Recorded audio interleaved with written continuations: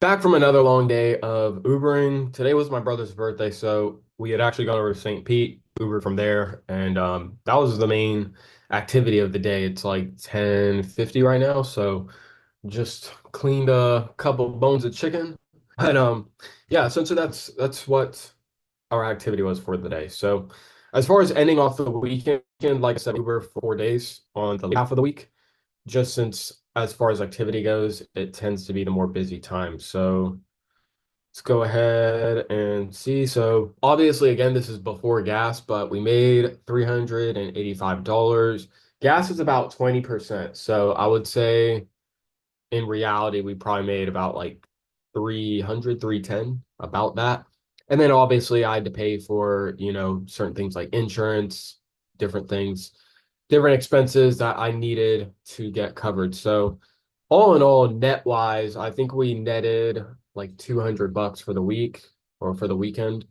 Um, Obviously not anything crazy, but for one, a lot of that did go towards things that we had to pay for. And then two, I didn't get the full 4 days to really be able to drive. So next week should be better.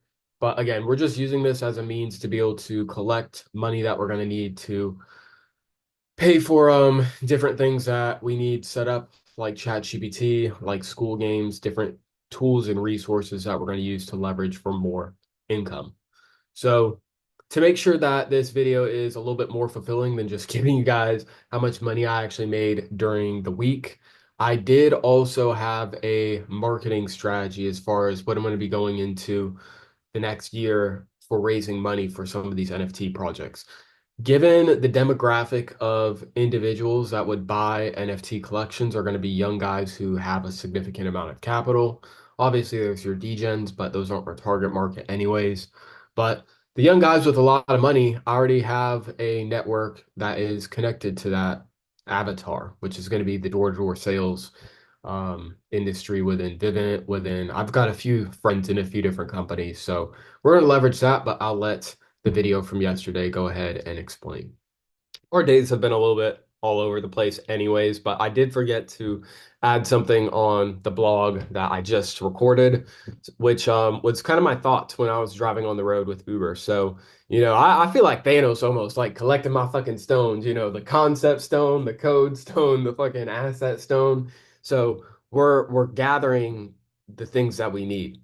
I've got several friends who need capital. It's the main bottleneck on their business. And so if I can get them capital, they can provide very lucrative returns on it, but they need a lot of it. They need six figures plus. And so, I was thinking as far as how we're going to actually go about marketing this because sure, I can create a presence online or at least attempt to, but I've already put out some content and I'm still learning obviously, but I don't have a huge following. Definitely not enough to sell out an NFT collection and raise millions of dollars. So more strategically, I was thinking back to to my background. And I've thought of this already before, but it was really just churning in my mind as I'm driving. My best way of raising money is going to be going back to, my connections within sales. It's a lot of young people who make a lot of money who are looking for ways to deploy it.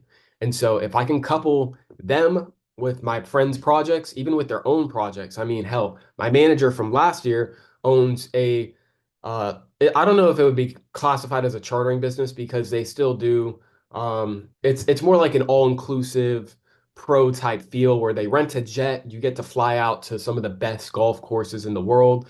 Hotel, resort, it's like a trip planning business kind of. But they don't have their own private jet to my knowledge, they charter it. But what if they could? What if they had the capital to go out and buy a jet? And during the times they want to use it for their business, they get better rates. But during the time that they're not using it for the business, then they can let the jet be deployed by somebody who actively manages airlines and they can use it for their own business, still creating passive revenue for the people who own the jet, but allowing them to have it access on hand whenever they need it for their own private businesses. So, it's one of just many fucking ideas. I've told y'all this. There is so many different uses for this. Another guy, regional manager. He owns a yacht chartering company in Miami. He owns several yachts. He can literally tokenize those yachts, put them on the blockchain, use that capital to go out and buy more boats, Now it's producing more revenue. You share that revenue with the people who are invested into the project, so on and so forth, and you just continue to scale. Like this business that I'm creating is all about scaling other people's ideas, businesses, and enterprises. Typically, it's going to work best with businesses that have reoccurring revenue because obviously it's a tool for reoccurring revenue. But it's honestly amazing the way that we're kind of rolling in the direction for this because in January, when we do door to door, at least with Vivint, there are three ways that you get paid. The first is upfront. So when you make a sale 1 week, the next Friday you get paid. Now, not all of the money from your sale gets paid that next Friday. There's two payments that are called back-end payments that come at a later time after the summer. Reason for that is because given these accounts, if people, stop paying their service or anything just happens with the account and it falls off, then you get deducted from your pay. But nonetheless, there's two other payments. One is at the middle to end of October, and then the other is the middle to end of January. Now, that middle to end of January back payment is coming up. And these people, some of them use a lot of it for like taxes, obviously, but some of them who are smart with their money use it to invest, to deploy the capital. So when they go out for the next summer, they have something that's earning them passive income on the side, and they're continuing to grow that year over year. So what we'll look to do is essentially we're going to get our project set up so that they are completely ready for launch by January. And so that way, when these guys are getting paid in January, I've already let them know, hey, big projects coming out, great way to get paid, 8, 10, 15, 20% plus APY. Hell, even more than that, for some of this stuff. We're able to do just so much different things with the projects that I'm building. So I'm really excited about it. But we'll get all that set up, marketed, and the awareness for our target audience will already be built. So that way, by the end of January, we just launch it around the same time. Honestly, maybe the day after back end. It just depends on what day it lines up with, but we'll launch it right around the same time. Those guys will be able to buy in and instantly capital like that. So that'll be a hell of a way to kick off the year. And I'm just really fucking excited. You guys can hear it in my voice. So that's kind of my marketing strategy behind how we're going to actually raise this money.